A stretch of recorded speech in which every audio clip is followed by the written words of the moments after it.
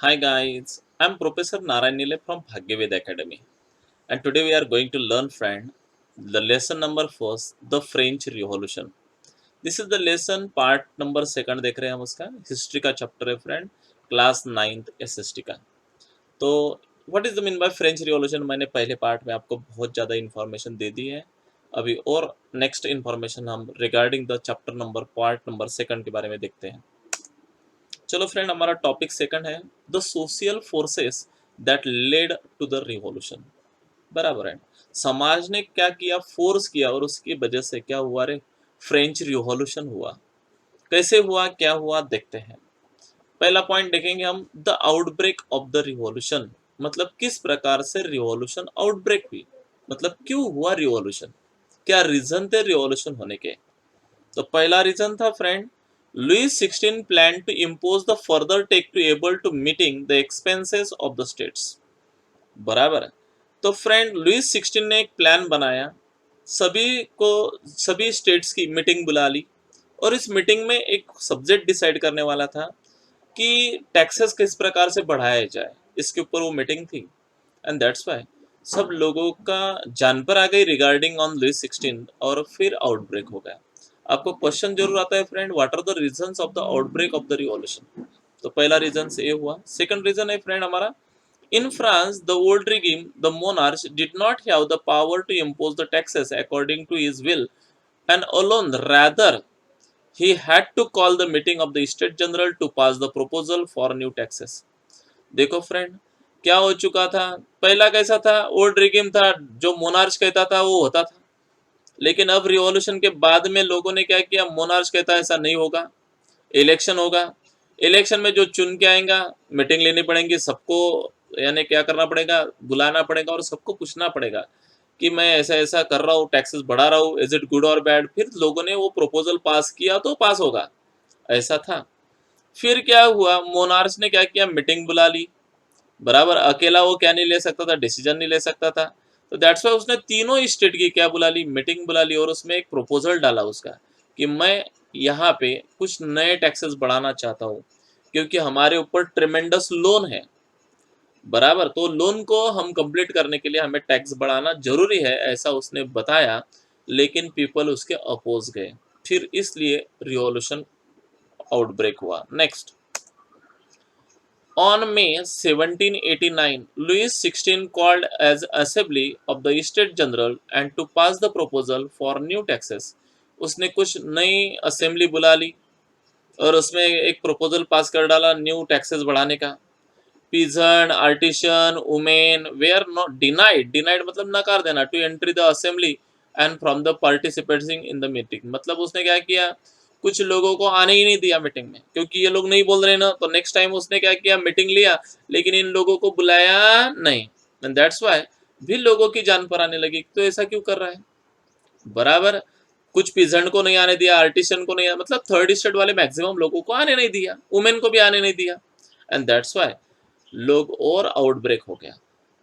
Okay, next, voting in the state general in the past had been conducted according to the principle that each state had one vote. लेकिन actually past में ऐसा एक rules पास किया गया था, principal थे कि ईच स्टेट को वन वोट देना चाहिए। But this time member of the third state demanded that voting now be counted as the by the assembly as a whole। पहले देखो, एक स्टेट को एक वोट करने का अधिकार था, लेकिन अभी ऐसा नहीं होगा। अभी वन पर्सन है वो वन वोट, ऐसा लोगों का क्या था, डिमांड था। Where each member would have one vote when the king rejected this proposal. जब किंग ने ये प्रपोजल रिजेक्ट किया तो member of the third state walked out of the assembly in the protest. फिर लोग बाहर चले गए, बोले हमें तुम्हारे असेंबली में रहना नहीं है। फिर रिवॉल्यूशन हुआ। ये था friend outbreak of the revolution, ये थे रिवॉल्यूशन के आउटब्रेक। और देखते हैं, on the 20th June 1789 में the representative of the third state assembled in the hall in the Dover and tennis court in the ground of the Versailles under the leadership of Mirabai and Abbesiru। ये जो दो लोग थे friend, ये दो लोग revolutionary थे। इन दोनों ने एक टेनिस कोर्ट में इंडोर मीटिंग बुला ली वर्सैलिस में। थर्ड स्टेट के लोगों को, और एक खुद की असेंबली बना ली थर्ड स्टेट वालों की। They declare themselves as a national assembly, और उसी को उन्होंने लोगों ने डायरेक्टली नाम दे दिया, ये हमारी नेशनल असेंबली रहेंगी, अभी हम किंग का नहीं सुनेंगे, ऐसा उन्होंने डायरेक्टली डिक्लेयर कर दिया। And swore not to disperse till they had drafted the constitution in the for the France, और हम यहाँ से कब तक नहीं जाएंगे, डिस्पर्स ही नहीं होंगे, डिस्पर्स मतलब यहाँ से चले जाना, यहाँ से हम बिल्कुल भी नहीं जाएंगे जब तक नई कॉन्स्टिट्यूशन हमारे फ्रांस के लिए नहीं बनती है, तब तक नहीं जाएंगे। और फिर would limit the power of monarch, और उन्होंने एक और रूल लाया कि आज से मोनार्च की पावर कम किए जाए और कॉन्स्टिट्यूशनल पावर बढ़ाया जाए, बराबर।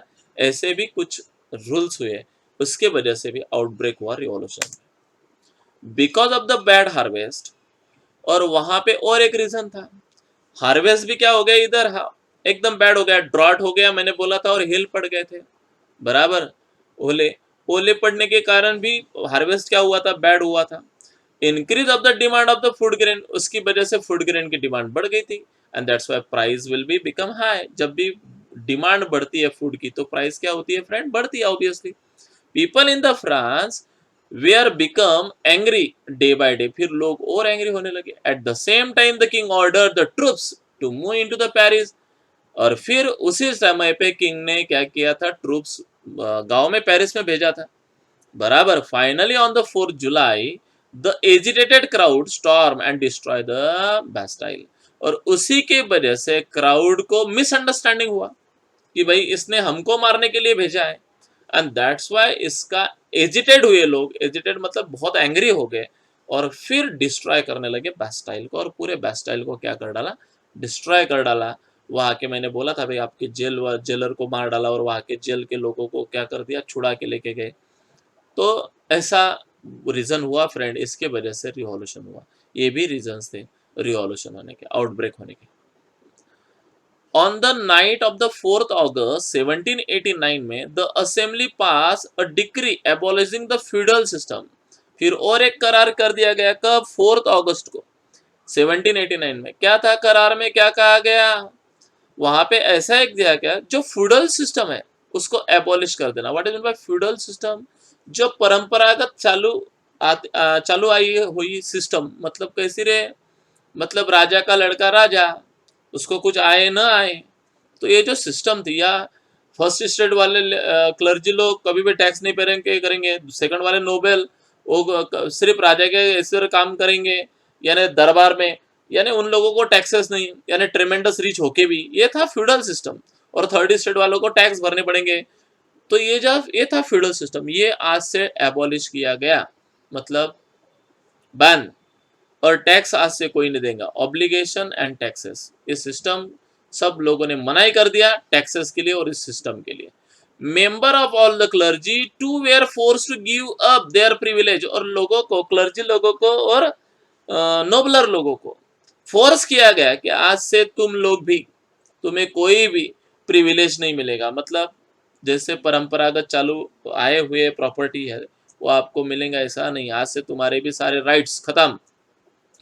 टीथेस वेयर एबॉलिश, जो चर्च को जो टीथेस जाता था, टीथेस मतलब समझता क्या रहा आपको, टैक्स, चर्च के लिए जो टैक्स जाता था वो भी क्या कर दिया गया, बंद, आज से कोई टीथेस भी नहीं भरेगा। Land own by the church were confiscated, जो लैंड थी पहले चर्च की, वो लैंड पीजेंट को कसने के लिए देते थे और उससे टीथेस जमा करते थे, बराबर। तो ये आज से बंद, जो लैंड कस रहा है उसी को वो लैंड, मतलब जो लैंड थी लोगों के पास अभी चर्च की, वो देना नहीं है, वो कॉन्फिस्केटेड कर दी गई, मतलब जो लोग उसको कर रहे थे वो उसी की बन गई। एज अ रिजल्ट क्या हुआ, the government acquire asset worth at least 2 billion livres. इस प्रकार से गवर्नमेंट के पास कितने बिलियन लिवरे आ गए, 2 बिलियन लिवरे जमा हो गए। तो इसी की वजह से क्या हुआ रे friend, as a result the government acquire the asset worth at least 2 billion livres, कम से कम गवर्नमेंट को 2 बिलियन लिवरे चाहिए थे, क्योंकि लोन लिया था वो कंप्लीट करना था। और इसी की वजह से क्या हुआ था, आउटब्रेक हुआ था रिवॉल्यूशन में। समझ में आया, हाँ। तो नेक्स्ट टॉपिक अपन पढ़ते हैं, France become the constitutional monarch. फिर वहां पे अभी what is mean bye constitutional monarch, मतलब मोनार्ची रही, मतलब राजा वही रहा लुइस 16 बर्बन फैमिली से, लेकिन वो सिर्फ अभी नाम का राजा है, सारा रूल्स एंड रेगुलेशन उसके हाथ में नहीं है। अभी all the rules and regulation is done by the according to the constitution. सब कैसे चलेगा? गवर्नमेंट कॉन्स्टिट्यूशन के हिसाब से चला, but he is only the head of the constitution, इसलिए उसको बोला constitutional monarchy. Okay. National assembly completed the draft of the constitution in 1791। Underline कीजिए, नेशनल असेंबली ने ड्राफ्टिंग कमिटी एस्टेब्लिश की थी। और कब कमिटी कॉन्स्टिट्यूशन कंप्लीट हुआ? तो मैंने बताया फ्रेंड 1791 में कंप्लीट हुआ। Its main objective was to limit the power of the monarch. Main objective क्या था कॉन्स्टिट्यूशनल मोनार्च का? कि मोनार्च के हाथ में कुछ भी ना रहे, बराबर, यानी सिर्फ वो नाम का राजा रहे, वो सिर्फ हेड ऑफ द कॉन्स्टिट्यूशन रहे, बराबर, बाकी उसके हाथ में कुछ भी नहीं। The power is divided into the three part, legislative, executive and judiciary. These power were now separated, assigned to the different institution। आज पावर तीनों इंस्टीट्यूशन में सेपरेट और सेम बांटी गई। वो था लेजिस्लेटिव मतलब कायदा बनाने वाले, एग्जीक्यूटिव मतलब जो कायदे को अमलात आनते हैं, वो मतलब आईपीएस अधिकारी, आईएएस अधिकारी, कलेक्टर वगैरह, एंड जुडिशरी वो सेपरेट ही है, कोर्ट वगैरह। तो सेम फ्रेंड ऐसा प्रकार से डिवाइड किया। एक ही के हाथ में क्यों नहीं दी ये पावर? पहले राजा के हाथ में ये तीनों पावर रहती थी। दैट्स वाई राजा क्या करता था? लोगों के ऊपर अन्याय करता था, अनजस्ट करता था, बराबर, क्योंकि तीनों पावर उसके हाथ में थी। लेकिन अब कोई नहीं करेगा क्योंकि कॉन्स्टिट्यूशन ने पावर डिवाइड कर डाली। This made the France the constitutional monarchy. और इस प्रकार फ्रांस क्या बन गया? कॉन्स्टिट्यूशनल मोनार्ची बन गई फ्रांस में भी। Not all citizen however had to right to vote. फिर भी अभी भी लोगों को, सभी को राइट टू वोट नहीं मिला था। फिर किस किस को वोट मिले थे? आपको क्वेश्चन आएगा, किस किस को वोटिंग का अधिकार मिला था, किसको नहीं मिला था? Only men about 25 years of age, जो 25 साल से बड़े हैं, who paid the taxes equal to at least 3 days of the labourer wages they are given to the status of active citizen. मतलब only active citizen can give the vote, बराबर। जो 25 साल के ऊपर हो, जो टैक्स पे कर रहे हो, कम से कम महीने का एक महीने में 3 दिन का टैक्स भर सके, ऐसे लोग ही क्या कर सकते थे फ्रेंड? वोटिंग करने का अधिकार देता। Were entitled to vote, उनको वोटिंग का अधिकार। The remaining men and all the women are classified as a passive citizen. जो टैक्स भरते थे उनको कहा जाता था एक्टिव सिटीजन, और जो टैक्स नहीं भरते थे उनको कहा जाता था पैसिव सिटीजन। ये बात ध्यान में रखना है। आपको क्वेश्चन आएगा what is mean by active citizen and what is mean bye passive citizen, बराबर, तो वो भी आपको वहां पे एक्सप्लेन करना होगा। और किन लोगों को वोटिंग का अधिकार दिया जाता? तो ऐसे आदमियों को जो 25 साल से क्या हो, ऊपर हो, पहली बात। दूसरी बात, who paid the taxes, who paid, नहीं तो नहीं टैक्स दे सकता, एटलीस्ट 3 days का लेबर वेजेस दे जाए, बराबर, in a month, the person can be the authority to give the voting. Okay, next, the constitutional began with the declaration of rights of man and citizen। Constitution ने rights दिए फिर लोगों को, बराबर, सारे लोगों को राइट्स सच एज कौन कौन से राइट दिए? Like a freedom of speech दिया, अंडरलाइन कीजिए, फ्रीडम ऑफ ओपिनियन दिया, मतलब एक्सप्रेस कर सकते हो, equality before the law, law के सामने सब same, were establish as a natural and inalienable rights, जो नैसर्गिकता हर एक आदमी को मिलने चाहिए, वो सारे राइट्स किसने किसको दिए? कॉन्स्टिट्यूशन ने फ्रांस के लोगों को दिए। These rights belongs to each human being by birth and could not be by taken away। और ये उसको किसी ने देना नहीं चाहिए, या राजा ने उपकार कर रहा है, ऐसा नहीं है। It is a natural right of them. तो ये नेचुरल राइट्स दिए हैं, ऐसा भी फाइनल हो गया। नेक्स्ट, अभी और एक टॉपिक हम पढ़ते हैं। France abolish monarchy and become a republic. बाद में मोनार्च, पहले क्या था? कॉन्स्टिट्यूशनल मोनार्च था, बाद में वो भी मोनार्ची क्या हो गई? खत्म हो गई, और फिर फ्रांस में चालू हुआ friend Republic. Although Louis XVI had signed the constitution, he entered into the secret negotiations with the king of Prussia। जैसे उसने साइन किया तो ऑब्वियसली आजू बाजू के जितने भी किंग थे वो लुइस 16 के अगेंस्ट जाने लगे। क्यों जाने लगे? क्योंकि उनको भी लग रहा था कि अभी जैसा फ्रांस में हुआ है वैसे हमारे भी राज्य में हुआ, पूरे यूरोप में फिर क्या हुआ रे, इस प्रकार से वार जैसा वातावरण हो गया। सब लोग फ्रांस के जो किंग था लुइस 16 उनके क्या जाने लगे? अगेंस्ट जाने लगे। तो ऐसा हुआ। The national assembly voted in April 1792 to declare the war against the Prussia and Australia. फिर क्या हुआ, वॉर डिक्लेयर हुआ नेशनल असेंबली ने, तो डिक्लेयर किया वॉर प्रूशिया और ऑस्ट्रिया के अगेंस्ट, जो जो उस राजा को हेल्प कर रहे थे, बराबर। क्योंकि उसको क्यों हेल्प कर रहे थे ये प्रूशिया और ऑस्ट्रिया का राजा, क्योंकि उसको लगता था यदि ये राजा अभी मतलब लोगों को रोक नहीं पाया तो फिर वहां पे क्या हो जाएगा, कॉन्स्टिट्यूशन स्टार्ट हो जाएगा, मोनार्ची खत्म हो जाएंगी, रिपब्लिक चालू हो जाएंगी, और फिर हमारे भी यहाँ पे ऐसा होगा। That's why they supported the Louis 16। That's why वो लोग लुइस 16 को क्या कर रहे थे, सपोर्ट भी कर रहे थे एक तरफ से, और एड भी कर रहे थे। Thousands of volunteers thrown from the province to join the army, और हजारों लोग काय में ज्वाइन हो गए फ्रेंड, वॉलंटियर हो गए, मतलब आर्मी में खुद होके लोग ज्वाइन होने लगे। The political club become an important rallying point for the people who wishes to discuss the government policies and plan their own forms of action। फिर लोग रैलियां निकालने लगे, लोगों को भड़काने लगे, मतलब रिपब्लिक कितना अच्छा ये समझाने लगे। The most successful of this club, ये जो क्लब था फ्रेंड उसका जॉकोबियन क्लब था वो। तो जॉकोबियन क्लब मतलब एक ऐसा, जॉकब नाम दिया था उनको, लेकिन वो जो जॉकब कोई आदमी नहीं था, वो सेंट जॉकब जो कॉन्वेंट था, which got it names from the former convent of saint Jacob नाम का एक बहुत बड़ा आदमी था, संत था, उसी का नाम उन क्लब को दिया गया। मतलब अच्छे कर्म करने वाले लोग जॉकोबियन लोग कहलाए जाते थे इन पेरिस में। आगे, the member of the Jacobin club belongs to mainly to less a prosperous section of the society. ये जो जॉकोबियन क्लब में जितने भी लोग क्या हो गए, ज्वाइंट हो गए, तो एक्चुअली ये फर्स्ट स्टेट से नहीं थे, सेकंड स्टेट से नहीं थे, ये ओनली थर्ड स्टेट से थे। They include the small shopkeepers, artisan such as a shoe maker, poultry cooks, watchmakers, printers, as well as the servant and daily wages workers were joining it. Their leader was Maximilian Robespierre। तो भी ध्यान में रखना friend, और जॉकोबियन लोगों का leader कौन था, मैक्सिमिलियन रॉबिन्सपेयर था, और सबका ओपिनियन सिर्फ एक था, to demolish the monarchy and start the republic. These Jacobian came to be known as a sans culottes। अभी what is meant by sans culottes? Literally meaning those who and without the knees and breeches। The sans culotte is the main over long strip trouser।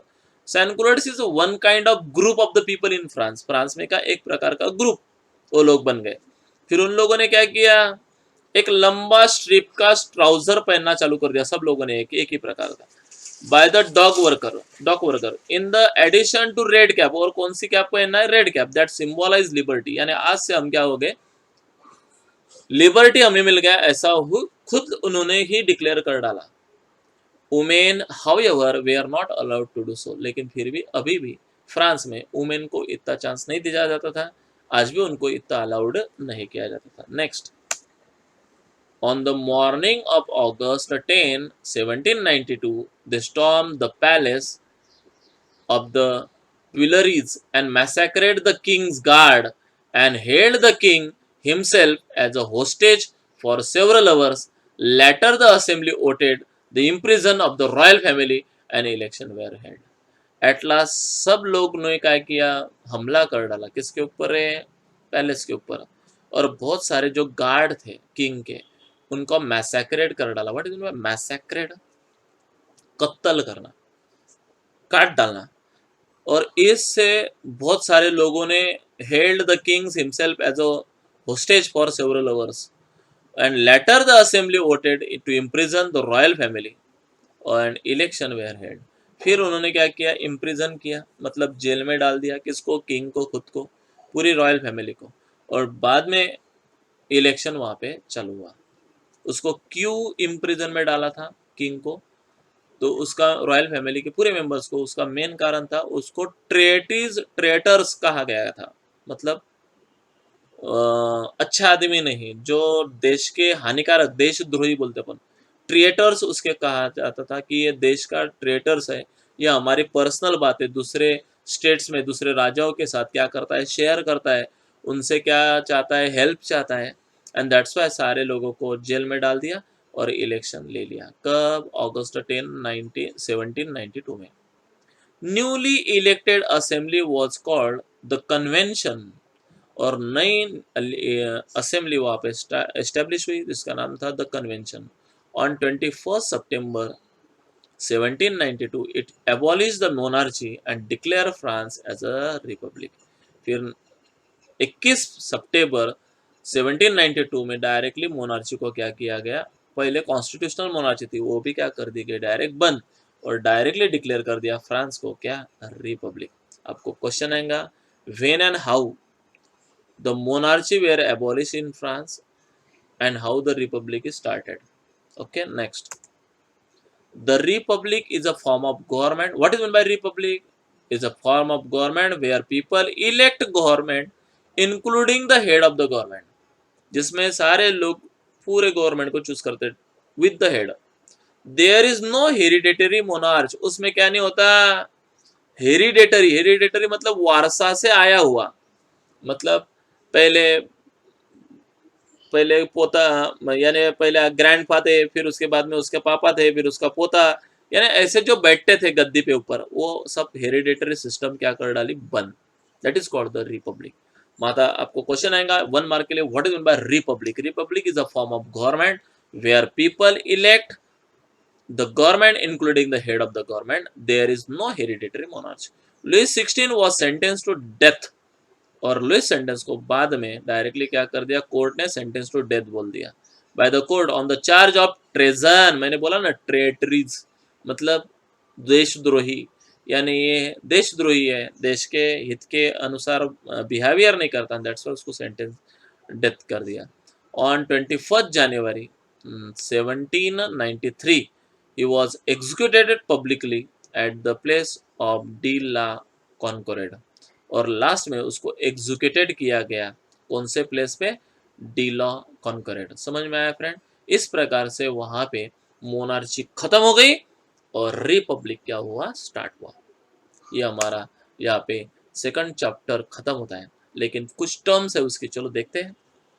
Deputy का मतलब बताओ। The parliamentary representative in a many countries, जो रहते हैं parliamentary representative, उनको deputy कहा जाता है। डेमोक्रेसी का मतलब आपको तो पता है, a form of government in which the power is vested into the people whose rule either directly or through freely elected representative, में जो पावर शेयर की जाती है उसको बोलते हैं democracy. By the people, of the people, for the people. Okay, livre क्या है? तो इसका मैंने मीनिंग बताया था आपको फर्स्ट पार्ट में भी, अभी भी पता था। करेंसी फ्रांस की कब से कहा था? 781 से आज तक 1794 तक जो करेंसी थी वो लिवरे थी, बाद में वो चेंज हो गई। अभी what is mean by sceptre? A symbol of royal power. एक सिंबल था रॉयल पावर का, मतलब जो रॉयल लोग थे वही उन्हीं का सिंबल था। अब सब्सिस्टेंस क्राइसिस मतलब एक्सट्रीमली क्राइसिस, जो जिंदगी जीने के लिए जो क्राइसिस करते हैं उसको बोलते हैं सब्सिस्टेंस। अस्तित्व के लिए लड़ाई उसको मराठी में बोलते हैं। An extreme situation where the basic means of livelihood are in danger. जब लोगों को खाना भी नहीं मिलेगा, जो लोग अपना पानी पीने के लिए पानी नहीं मिलेगा, तब उसको बोलते हैं सब्सिस्टेंस क्राइसिस। ओके, सैंस कुलेट्स, मैंने तो वही बोला था, group of people in France. मैंने तभी भी जब वर्ड आया था तब आपको बोला था। टीथेस का मतलब भी मैंने वो वहां पे ही बोल दिया है कि taxes. Levied by the church, जो चर्च टैक्स लगाती थी उसको बोलते थे tithes. Comprising 1/10 of the agriculture produce. 1/10 देना पड़ता था, मतलब 10 रुपए कमाए तो उसमें से 1 रुपया उधर देना पड़ता था। अभी ट्रेजन का मतलब होता है the action of betraying one's country or the government. मतलब यदि गवर्नमेंट को फंसाया, या तुमने तुम्हारे कंट्री को फंसाया, तो आपको एक चार्ज बोला जाएगा, आपके ऊपर चार्ज लगा दिया जाएगा, कौन सा? ट्रेजन है तुम, ऐसा। इन दिस वे फ्रेंड, यहाँ पे मेरा सेकंड चैप्टर खत्म होता है। Regarding this, if you have any kind of problem, please ask me in my comment box. I will be surely solve each and every problem of you. Thank you. Bye. See you.